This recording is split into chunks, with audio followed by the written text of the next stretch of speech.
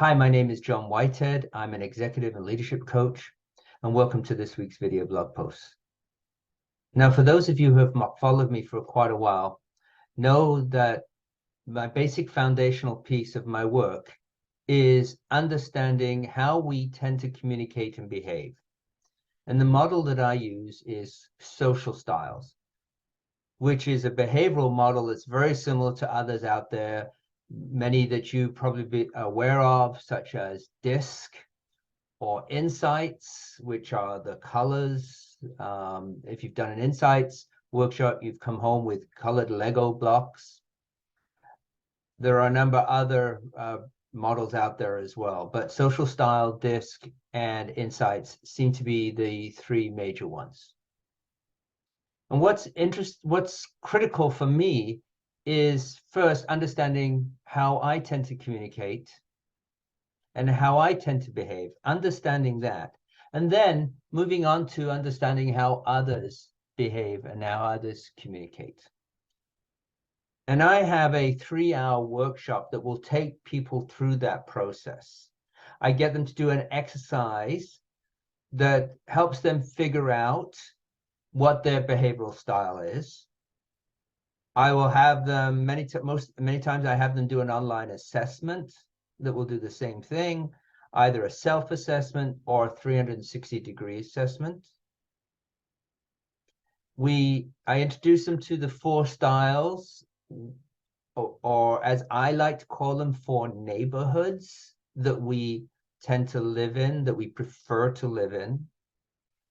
And then I introduce them to how to observe other people, to understand how they tend to communicate and tend to behave.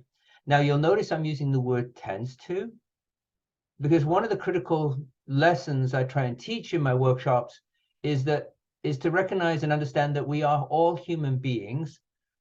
And that being said, we will act situationally. We will act or behave or communicate based in the situation we're in. But saying that, we have preferences. That's why I like this idea of neighborhoods, because we have a place where we feel comfortable, where we feel at home. It's the place that we live. It's the place we go to feel relaxed, feel part of something. That's the neighborhood. It doesn't mean that we don't have to leave our neighborhoods to go shopping, to put gas in the car, even to go to work, but there is those neighborhoods. So it's helping people recognize that. And once they've recognized that, then understanding, okay, this is my tendency, this is the other person that I'm interacting with, this is their tendency, what does that mean? And what's the best way for me to connect with that person? Now, an interesting thing happens when I talk about this in my workshops. And that is this idea of emotional intelligence.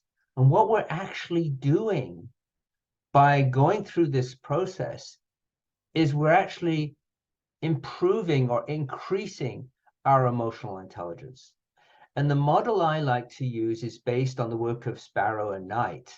And they have 4 basic steps to how we improve our emotional intelligence. And the first one is knowing ourselves, understanding who we are. The second is controlling ourselves, right? So recognizing once we understand our own tendencies, our own behavioral style in the context of what we're talking about, is learn how to then be tolerant of others' behaviors without becoming tense, right? Recognize, okay, this is me, this is them. Okay, recognize that that's what it is. If that person is acting the way they are, it's just because that's who they are, and just living with that, right? And then figuring out, okay, what do I need to do now to connect with that person? So that's the second step. The third step is knowing others. That's that understanding other people's styles, recognizing how they tend to behave and communicate. And the third thing is then to do something for them. Once you know what makes another person comfortable, what their behavior style and communication style is, try to accommodate their preferences. And so what we're doing is we're building that emotional intelligence. So think about that a little bit. And if you would like to learn more about that, feel free to reach out to me. find out about the workshops I do, find out about the coaching that I do. I'm happy to have a conversation with you, no expectations, no strings attached. So reach out to me using the information at the end of this video. Thanks for watching this week, and we'll talk to you again next week.